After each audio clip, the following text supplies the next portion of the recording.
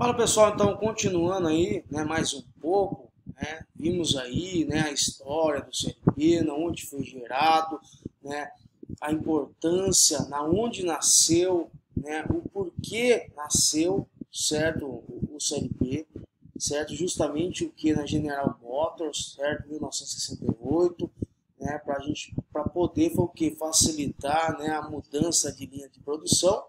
Então nasceu aí o nosso querido, né, controlador lógico programável aí. Certo? Então agora iremos falar um pouco que uma comparação aí, né, do CLP com os outros sistemas de controle, né, que nem já visto, né, a gente já estudou a parte de eletrotécnica, né, a gente viu um sistema de controle utilizando os componentes aí eletromecânicos, certo? Relés, né, contadoras, né, vamos dizer um circuito de comando, um circuito de potência, né, um circuito puro ali, um circuito lógico, tá bom? Então, apesar de abordarmos o controle de processos com o CLP, outros sistemas com relés, sistemas digitais lógicos e computadores podem ser utilizados em aplicações de controle, monitoração e intertravamento de processos industriais. Beleza? Uma das grandes vantagens aí, pessoal, de utilizar o CLP, né, deve-se ao fato de possuir o que? Características de programação, certo? Que tornam mais eficiente que os outros equipamentos industriais, certo? Uma contadora a gente não consegue, né, fazer a reprogramação dela, né? Ela é um componente, né, um eletromecânico que só tem a função que de fazer manobra de carga, né? Que aí a gente já viu, né, que a gente precisa recordar, né, com as contadoras de potência e as contadoras auxiliares aí. Potência para fazer manobra de cargas elevadas, né, acionamento de motores, e as contadoras aí auxiliares, né, para auxiliar na lógica, certo? Na lógica do seu circuito de comando aí, certo? Então aqui, né, o que a gente tem, né, essa facilidade aí, né, em relação aos sistemas de controle, né? Facilidade e flexibilidade para alterar os programas, né? O CLP pode ser reprogramado e operar em uma lógica distinta, certo? E também o que? O programa pode ser armazenado em memória para replicação em outro sistema, ou ser guardado como um sistema reserva, né? Um backup, certo? O que acontece, né, de gerar, né, quando apaga, né, a memória do CLP, o que acontece de acontecer esse erro, de perder a programação, certo? Então, é tudo devido à sua memória, certo? A gente tem ali uma alimentação, né, interna do CLP que tem essa capacidade, né, de permanecer armazenado, né, essa memória.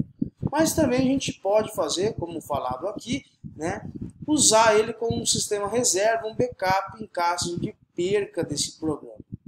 Isso é importantíssimo, pessoal, sempre ter um backup, né, dessa programação, porque a gente nunca sabe quando pode vir a acontecer alguma falha, né, de acontecer o seguinte, né, a gente perder essa programação já feita. Agora imagina um processo, né, grande, né, uma célula de manufatura grande, e a gente perder essa programação feita, né, dentro do CLP aí. Beleza? Então, no caso de defeito, né, sinalizadores visuais no CLP informam ao operador a parte do sistema que está defeituosa. Certo? Ó, olha que bacana. Então, no caso de defeito, pessoal, ó, defeito, né, sinalizadores visuais no CLP informam ao operador a parte do sistema que está defeituosa, né? Então a gente tem lá os LEDs de indicação, né, os sinalizadores, né, do nosso CLP, que vai indicar o que é a bateria interna desse CLP, né, baixa, né? Quando acontece isso, né, a gente precisa trocar essa bateria, porque se caso ficar sem bateria interna aí, né, corremos o risco aí de perder toda a programação já feita, beleza? Então os CLPs aí, pessoal, apresentam a seguinte desvantagem, certo? A gente viu vantagem do CLP. O CLP existe, né, inúmeras facilidades, inúmeras aí vantagens em relação a outros sistemas de controle, mas também possui algumas desvantagens, né? Quem que é essas desvantagens em relação aos relés aí, né? A desvantagem é o quê? Né? O custo mais elevado. Então, para você fazer um investimento, né, num processo ali, numa automatização de uma linha, né, de um processo, de uma célula, aí, vamos dizer, né, o custo é mais elevado. O CLP ele possui, né, um preço muito maior que em relação aos relés, né, as contatoras, certo? Mas assim, né, é um custo que você vai, né, fazer o uso desse CLP, né, e a capacidade dele, a velocidade dele, a confiabilidade do CLP é muito maior do que um relé aí que, né, possui ciclos de vida. Beleza? Então, o uso de algum tipo de programação ou álgebra booleana no projeto, certo? Técnicas que são desconhecidas por uma boa parte dos eletricistas. Então, muitos aí, né, não conhecem essa parte, né, dessa álgebra booleana. O que é booleano? Né? Booleano é onde assume aí valores entre os nível lógico 0, né, que é o nível lógico baixo, e o nível lógico 1, que é chamado de nível lógico alto, certo? Isso são o quê? É a álgebra booleana, né? Ele assume aí valores de 0 e 1, beleza? E também, né, que, como falado, boa parte dos eletricistas, né, conhecem o que? Né, a manutenção, né, a execução somente dos painéis aí, né, com circuitos de comando, né, circuitos de potência puramente, certo? E também, né, a desvantagem aí, a sensibilidade à interferência e ruídos elétricos, né, comuns em instalações industriais.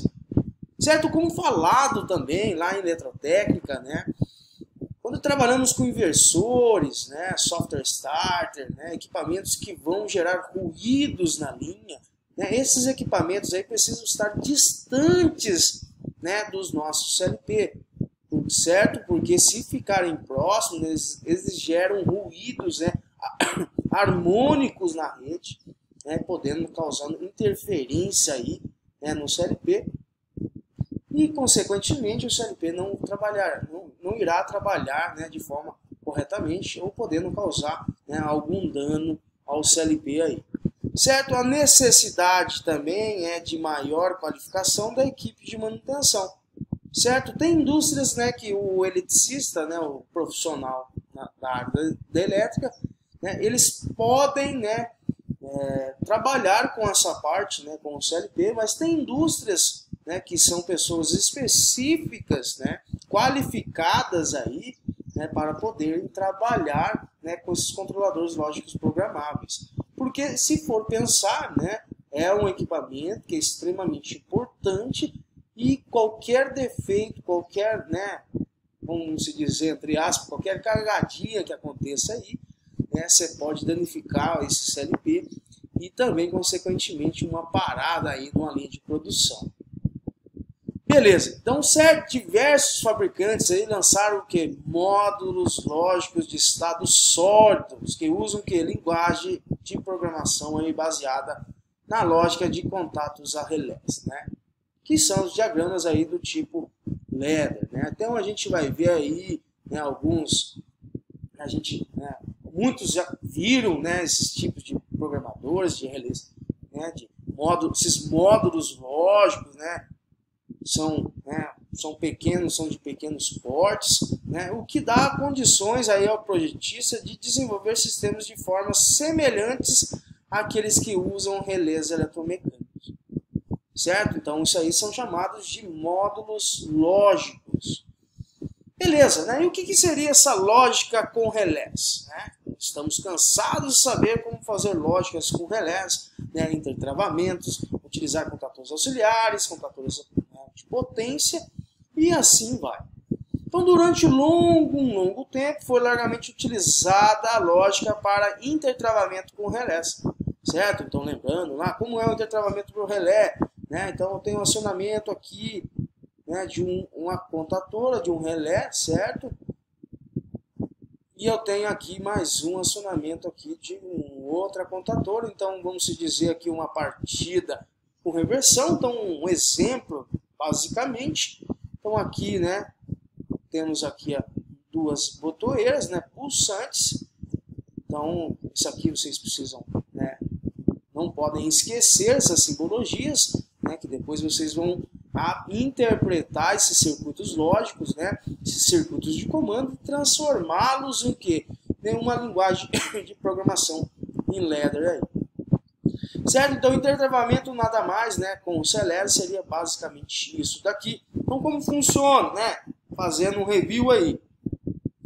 Eu acionando o B1, fechando o B1, né, eu conduzo a corrente elétrica aí, fazendo a alimentação, né, do nosso aí, da nossa contatora, certo? E se eu acionar, vamos supor que os contatos permanecem fechados, se eu acionar aqui B2, né, K1 está energizado, ele vai abrir esse contato, não vou deixar energizar K2 aí. Então é basicamente isso, é o intertravamento e assim sucessivamente. Soltei essa botoeira, fechei agora B2, certo? K2 está energizado, né? E isso eu permanecendo acionado, porque eu não tenho nenhum selo aqui em relação à contatora.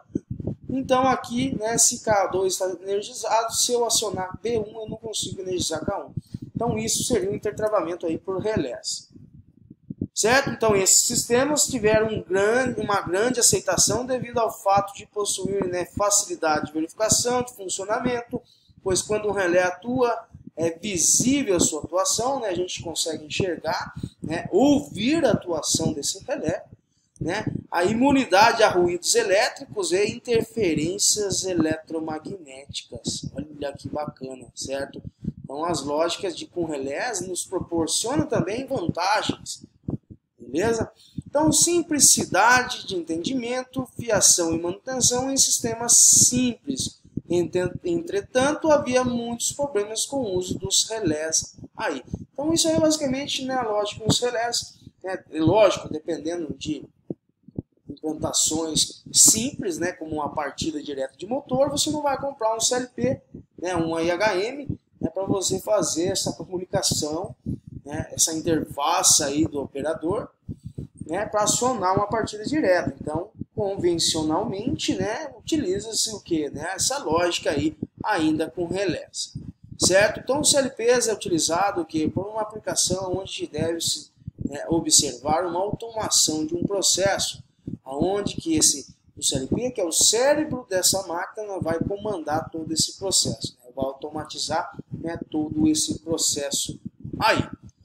Então, beleza, né? Então, eu vou deixar aqui para vocês alguns exercícios, né, referente a essa primeira aula, né, que nós aí fizemos, certo? Lembrando também, né, que a gente vai fazer essa parte introdutória, que a gente precisa conhecer o CLP, né, a sua arquitetura, né, o seu modo de varredura, né, o modo de programação, né, para a gente conseguir, né, evoluir, entrar na linguagem de programação, né, entender, né, que um ladder, né, a gente não pode considerar ele puramente um circuito elétrico, certo? Porque assim às vezes pode acontecer de existirem que lógicas inversas, certo?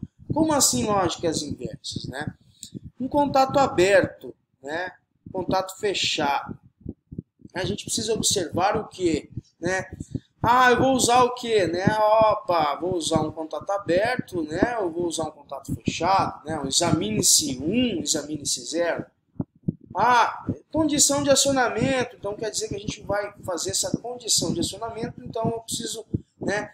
O CLP ele vai fazer essa varredura, eu preciso mandar no cartão, né? Na entrada digital, né? Então aqui eu uso examine-se 1.